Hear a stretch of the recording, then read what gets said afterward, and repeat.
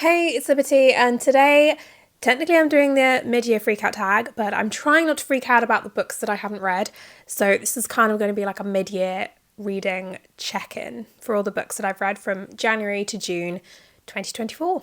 We're all busy people, I'm doing a degree, so, we're not freaking out. I'm going to get straight into it. If you do like this, give it a little thumbs up, and I make videos all about books, culture, personality, history, all sorts. So do check those out and subscribe if you would like to. And if you want to buy me a cup of tea, the link is going to be in the description. So I am going to start by checking out some stats, but not in terms of like numbers. I'm just curious about genres, all of that stuff. And thanks to Storygraph, I've got all that data at my fingertips. So I read 19 books. I've got my little stats on here. I read 19 books in the first 6 months of 2024. And that is 7,024 pages. Now, I'm not freaking out about that. That's for context. So when some of these next stats go up, you kind of see what I'm talking about. So in terms of mood, the top 5 are mysterious, dark, emotional, adventurous, and tense. I kind of read a lot of like mysteries, fantasy, historical stuff. Yeah. That tracks completely. My reading was dominated by medium paced book, 78%. I read 1 slow paced book and 3 fast paced books. In terms of length, I did not read any books over 300 pages. As you would imagine, it's dominated by fiction, 95%. I only read 1 non-fiction book, and that was a history book about the Peasants' Revolt. My genres, obviously, top 1 is historical, and then fantasy, not far behind. Young adult, LGBT, and romance and mystery sort of bring up my top 5. In terms of format, see, this is where I need you to know the numbers. 78% of my reads were audiobooks. I only read 2 print books and 2 ebooks. And there is only one author that I've read multiple books of, which is Kat Dunn. I read a trilogy of books. And yeah, that's the timeline of my reading here. Kind of consistent. April, there's a dip because I was preparing for all my assignments and I had like essays to do as well for the second time of my MA. And actually looking at my star chart, I have had a good reading year, 6 5-star reads. My star system is kind of like a mix of how good the book is technically and also how the book made me feel. So in terms of like my 5-star reads, there will be books that technically are not as good as some of their fellow 5-star reads, but they made me feel incredible, or like I just couldn't get over it. And then there will be the ones that are like also technically really good as well in there. So yeah, but anyway, I'm gonna get into the tag now, and the first one is the best book you've read so far in 2021, and there is quite a few, obviously like 6 5-star reads, but I have to say one stood out, and that was Daisy Jones and the Six by Taylor Jenkins Reid. I cannot fathom how long it took me to read this book because I have friends who love it, and obviously the internet loves it, everyone loves it, it's incredible. I read it as an audiobook, which I think audio is the best way to go for this because it was a full cast, and you'll see what I mean in a minute. Daisy Jones and the Six is written like a transcript of an interview. There are members of like one of the biggest sort of rock and roll bands of the 70s. They are sort of looking back on their careers and also sort of one very famous concert. Yeah, so we kind of get to see them forming, their heyday, and then what led to their split. Daisy Jones and the Six get thrown together by a producer and magic is born.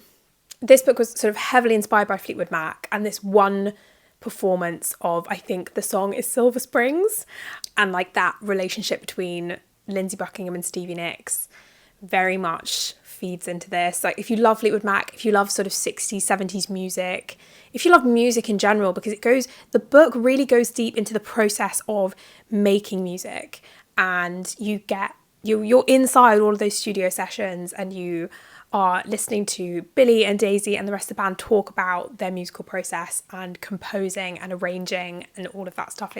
I grew up playing music. I played the violin and piano, and I used to sing a lot, and it's just really scratched that itch in my brain.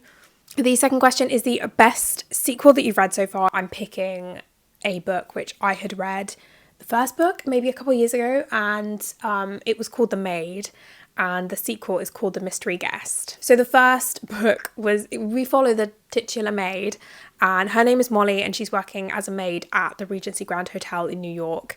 And the first book was sort of all about a murder that had happened, that she was like the first person to stumble across the scene of the crime, and then she's a suspect at one point because she is definitely neurodivergent. She's on the autistic spectrum, and so the particular policewoman who's in charge of the case just keeps putting 2 + 2 together and making like 20. And in that first book, Molly was living with her gran, and her gran had just died, and so that relationship was so important, and you got a lot of flashbacks to their lives, and you know, her gran teaching her all of these lessons and sort of steering her through life. This book, Molly is now head maid at the Regency Grand. This is a few years later, I think, and there's this very prolific, very famous crime writer who's sort of like the biggest crime writer. But anyway, he sort of booked out the Regency Grand's tea room to make this huge announcement in front of his fans, and mid-announcement, before he has time to get to it, he drops dead.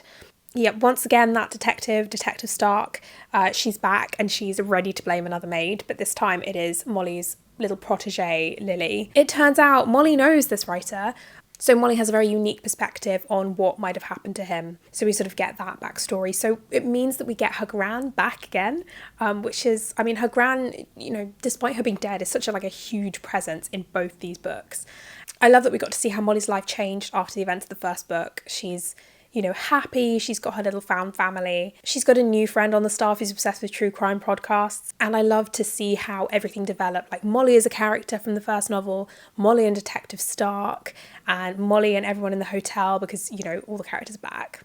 The third question is a new release that you haven't got round to yet, but you want to read. Now, I've been away from home for a while, but I got back to my friend Betty's book waiting for me in my postbox, and it is called Summertime Punchline. It is set on the Jersey Shore, and we follow Dell. Dell is an up-and-coming stand-up comedian who's living in New York. She's forced to return to her hometown of Evergreen on the Jersey Shore just when she lands like a very coveted spot in a comedy festival. She's determined to not, you know, get on with writing her set and not letting anything get in her way, you know, like a deadbeat dad, until she runs into someone from her past, which is Eddie. She's sort of kept Evergreen in her past for so long, she's kind of forced to confront, you know, everything about her hometown, the way she really feels, about, you know, being back, her family, and of course Eddie. This is a novel that very much shines a light on all the different kinds of love that you are going to experience in your life, from romantic to platonic to familial, and I have it. I'm so excited to get on and read it. So the fourth prompt is the most anticipated book that is coming out in the second half of the year, and I've got two for this. The first one is Blood Over Bright Haven, and this is like dark academia novel, and it's set in a magical university called the University of Magics and Industry, and we follow the first woman to be admitted to the high magistry and to become a high mage. She's dedicated her life to studying magic, and she's finally here. Everyone gets a lab assistant to help them, but because she's essentially being hazed, they want her to feel unwelcome, so they give her a janitor as an assistant. But he was not always a janitor. He was a sort of like a nomadic hunter, and he lost his family, and he's like determined to figure out what happened to them and to take down the people who are responsible. Obviously, they don't get along at first, but they soon find themselves working together when they uncover a secret which could sort of change the course of magic forever. So number 5 is Biggest Disappointment. And for me, that's probably my Lady's Secrets. I read this as an arc on NetGalley, and I was really intrigued because I saw it was Regency England, but also like Lord Byron was going to be a character in it. And even when I started, I thought the main character was really intriguing. Cressida, she's an aristocrat. She's married to Lord Greville, and they had previously parted and promised to never meet again. They had a really short marriage, and it sort of quickly disintegrated thanks to like scandal and bitterness and, you know, estrangement. He is a soldier, and he was a commander, I think, in the Peninsular War, which is like fought in the Iberian Peninsula, and it was essentially Spain, Portugal and Britain, fighting against Napoleon and his allies. Cressida has also ended up in Portugal as part of like a train of soldiers as another man's wife.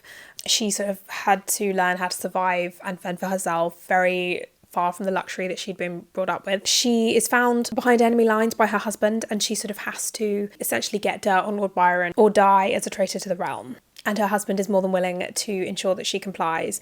Now, both husband and wife have known Byron for a long time, so there is a trap being set for him in a country house in the Scottish Highlands. And like I said, Cressida was great in the beginning, but she was a bit of a Jon Snow. She was constantly reacting to things. She was quite passive in that sense. She was constantly on the back foot. She wasn't driving the plot forward. She was like reacting to the plot. And like the angry, sexy husband can be quite good if you write it well, but I just don't think it was very well done. And I feel like this book tried to do enemies to lovers, but it wasn't convincing for me. I do think the way that Byron was written was great though. I had hopes for this and it didn't meet it, and it is a shame, but you know, we live, we move. 6 is the biggest surprise, and for me that was Walking Practice. I made a whole ass video on Walking Practice, so I'm just going to direct you to it up here and down here. Essentially, this novel is about a shape-shifting alien that crash lands on Earth and essentially has to survive. It's eating people. They're living in Seoul. It's essentially like they're going on Tinder, they're finding people to hook up with, they're hooking up with them, and then they're eating them. Yeah, so it's a whole expression of like loneliness, what it means to be human, exploration of gender, sexuality. Like, it was really, really good, 5 stars. Next is favourite new author. This can be new to you or a debut author, and for me it was Amy McNee.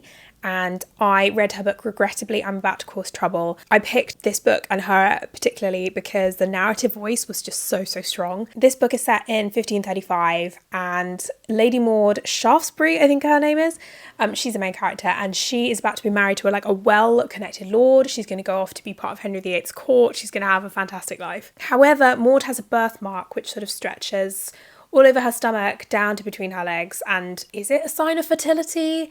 Is it a witch's mark? Who knows? Her new husband certainly thinks it's a witch's mark, and so they sort of get the marriage is annulled very, very quickly, and she's like cast out of her house, and she sort of finds refuge with these witches in the town who are running an apothecary, and it's very much like found family vibes. She sort of finds her power as a woman, as a witch, and like as an outcast of society. I think it helped that the audiobook was narrated by the author because, you know, the rhythm, the humour, everything was just perfectly delivered. Maud was such a well-constructed and well-written character.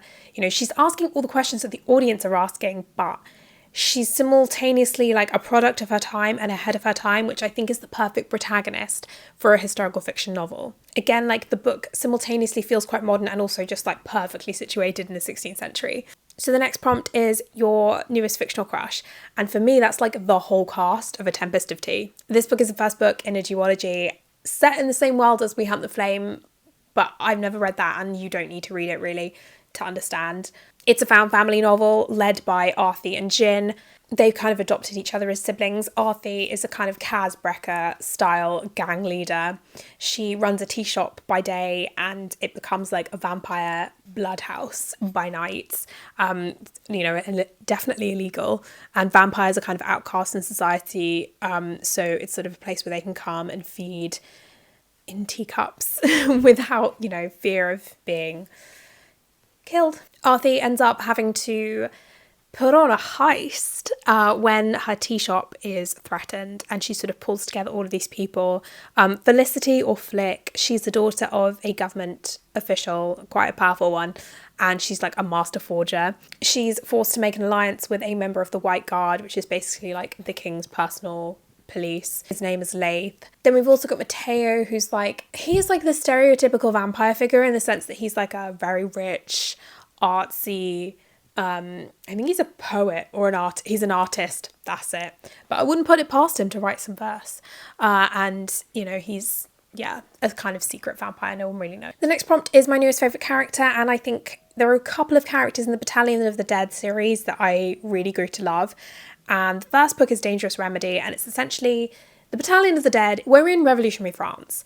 This is sort of magical realism, and the Battalion are essentially freeing political prisoners who are about to be guillotined. They are a band of outcasts brought together by Camille, who's the daughter of these two revolutionaries who were executed. The two characters that I particularly love to read are Al and Gil. Now, Al is the son of an aristocratic family, but he was cast out because he's gay, and so he kind of has like this vast network of like friends and acquaintances that's his role within the group. Like he's often, you know, finding people for Camille to like connect with and pull off her schemes. He's that kind of like funny queer character, like a laissez-faire that you often see in fiction, but he obviously, like, buried deep down there, he has an extreme love for his friends. And Gil was a soldier who deserted basically after his conscience kicked in and realized that massacring people was wrong, which is a very simplistic view of it, but essentially that's exactly it. Book 2, Gil really shone out for me. It was a shame what the writer did with him in the last book. I will forever be annoyed by that, but yeah, he's great and I love him. Next is a book that made you cry, and that is 100% White Nights. Again, I'm putting links to my review of White Nights because I can't get into that right now. It is too much. I will cry. This book has made me not want to give up on Dostoevsky. I was really about to give up, and then I read this and I was like, yeah, if you're a really romantic person, you will absolutely love this. Next is a book that made you happy, and this for sure is Days at the Murasaki Bookshop. Now, I'm going to be talking about this in episode 2 of my translated fiction series that is coming very soon. It made me feel so warm and cozy, and I loved it, and I'll go into more detail in that video because... Next is the most beautiful book you've bought so far in 2024.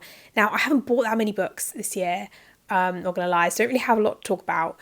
So I'm just going to talk about my favourite book cover, and that is the London Seance Society. I love the framing. I'm a real big fan of some of these colours in the cover, like that colour blue, and I'm a flowery girl, so it just kind of hits me on every level. You know, this really captures the aesthetic. And the final prompt is, what books do you need to read by the end of the year? Now, I went and I had a look at my 2024 releases that I wanted to read this year that I made earlier in the year. I have read one so far, A Tempest of Tea, so I would like to read more of those. I've got a whole long list of ones to choose from, so that was a Mid-Year Freakout tag. Thank you for watching. I hope you're enjoying your reading, whatever you are reading. Do let me know if you have any books that you are particularly enjoying or that you think fit any of these prompts, because, you know, I'm always curious about what other people are reading and potentially recommendations for me to pick up at some point. It's been a while since I've uploaded anything, but I've got quite a few videos that I'm in the process of making / writing / whatever. So you'll be seeing more of this space. So yay. If you do like this, do give it a thumbs up and subscribe if you would like to. I hope everyone enjoyed the week of summer that we got back in June. Doesn't seem like we're going to be getting any more of that anytime soon, so I will just say have a good July. Happy reading!